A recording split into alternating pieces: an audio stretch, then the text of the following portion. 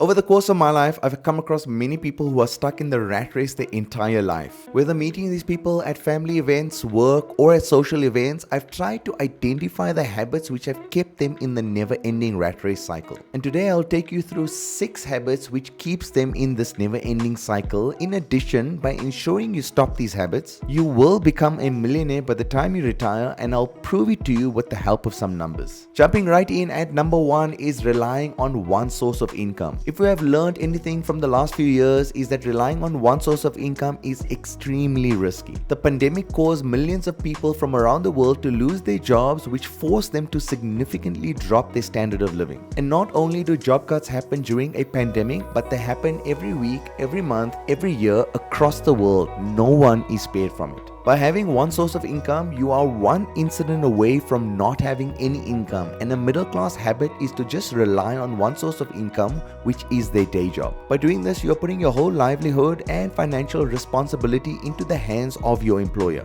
and this is an extremely risky position to be in. To get out of this rat race, you need to have another source of income or two, whether using your skills that you have as a side income, such as, for example, creating websites for small businesses, becoming an Uber driver after hours, babysitting, or starting your very own YouTube channel and becoming a part-time YouTuber like me. Habit number 2 is working for less than what you are worth. It's common practice for employers to pay the middle class less than what they're worth, but enough to keep them going at their job. How many people do you know that their employers have not given them any increases, or something extremely low and insulting such as 2 or 3%, which is less than inflation in most countries? So having 1 year of more experience with taking inflation into account, you are actually getting a lower salary than what you received the year prior. And then when you leave the organization, they try to hire someone else with the same salary you got, and then they realize that they need to increase the salary in order to get anyone else to fill the role. Now, a middle class habit is just accepting this the way it is because it's comfortable. You know you're getting paid an X amount of money on a certain day. This habit will keep you in the never-ending cycle of being in the middle class, and finding a new job could be the best decision you can make when it comes to getting out of that rat race. When you compare your increase of 2 to 3% from your employer to a typical increase when you move to a new company, which is usually around 15 to 20%, you realize then that you have been working for far less than what you are worth. Now, if you are working hard and putting your soul into the things you are doing and you feel that you are being underpaid, then make the move to a new job that's paying what you are worth. It may be daunting to leave a job at first, but if you factor in the 20% increase you will be getting, you could use the extra money to invest and look to financially secure your future.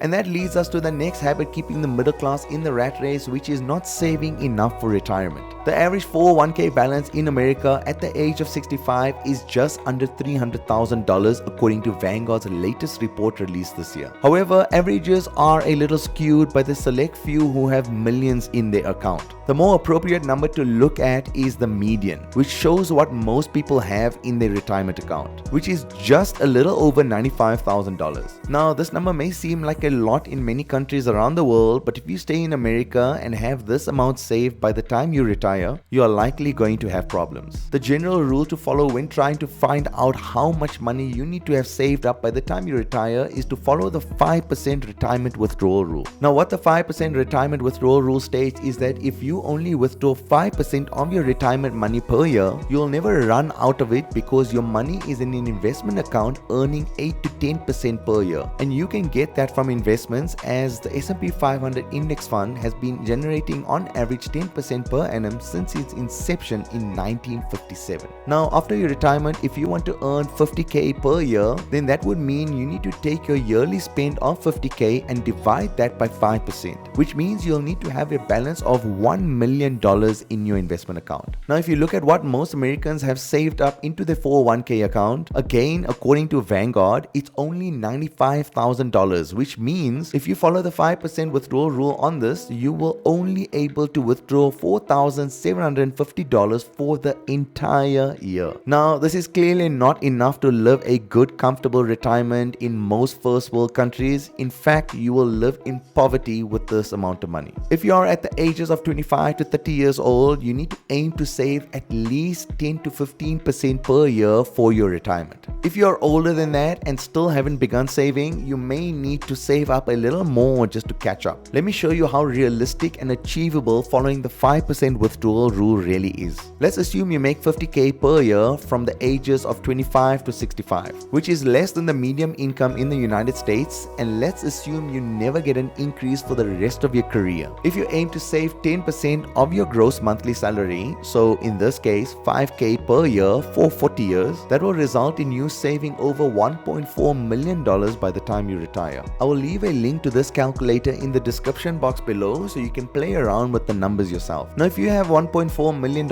in your account and you follow the 5% rule, it will allow you to live out your life at the same standard of living that you've always had and more. Because the $1.5 million will allow you to withdraw $70,000 per year, which should theoretically never reduce in value, which will allow you to pass on the money to your kids. And if you teach your kids about how to manage their finances, that will allow them and their future kids to live a comfortable, happy life. And that leads us to the next middle class habit keeping you in the rat race, and that is not saving for the next generation. Many people don't look after the kids financially, and I'm not talking about feeding them or buying them clothes. Compare someone who has to get a loan for a college degree, has to take out a loan to get a car, and has to get a mortgage which they will be paying for a large part of their life, to someone who didn't need to get a loan to start off the career. The latter person will have a massive head start in life and will be in a much better financial position. For example, just by buying their first simple car for them will allow them to save a much larger portion of their savings instead of using that money to pay off the debt on the car. Now, I'm not saying to always spoil your kids financially, because that will not lead to anything good. I still believe you should make them work for their money, and you should simultaneously teach them about financial literacy and the importance of hard work to earn your money. Habit number 5 is using debt to maintain the lifestyle the middle class has been accustomed to. Credit card debt is at record levels these days, sitting at just under $1.2 trillion as of Q1 2025. And more than 45% of people are carrying their debt balance from month to month. What makes this worse is that not only are more than 45% carrying it month to month, but at least 18% are carrying their credit card debt for over 5 years. And you already know that if you have a habit of carrying a balance on your credit card, it becomes increasingly difficult to grow your net worth. The one situation you want to avoid when it comes to a credit card debt is that when your credit card debt amount is so high that the amount you pay back does not even make a dent on your principal credit card loan amount. So when it comes to getting into debt to have that flashy lifestyle and wanting to show off to others, this is definitely going to contribute to you staying inside the never-ending middle-class rat race. Habit number 6 today is not being aware of your own finances. Once you create a simple budget which tracks your income and expenses per month like this, then you'll be able to develop a plan on firstly identifying where your major expenses are, and then secondly trying to cut out on those expenses. I personally have been tracking my income and expenses for over 10 years now, and over the years it's given me insight into what I have been overspending on and how much I end up saving every month. By creating a simple budget sheet, you will start getting into the mindset of wanting to increase the amount of money you save every month. And if you want more information on how to create a budget sheet, then have a look at my video attached up here on the cards and in the description box below, where I have spoken about how to create a budget step by step. Hopefully this video has given you some ideas or triggered some thoughts into habits that you want to get away from to ensure that you are not stuck in the rat race for the rest of your life. If you have liked this video, then you'll like my next video about how much money you should have saved up by age. See you in the next video. Like and subscribe for more.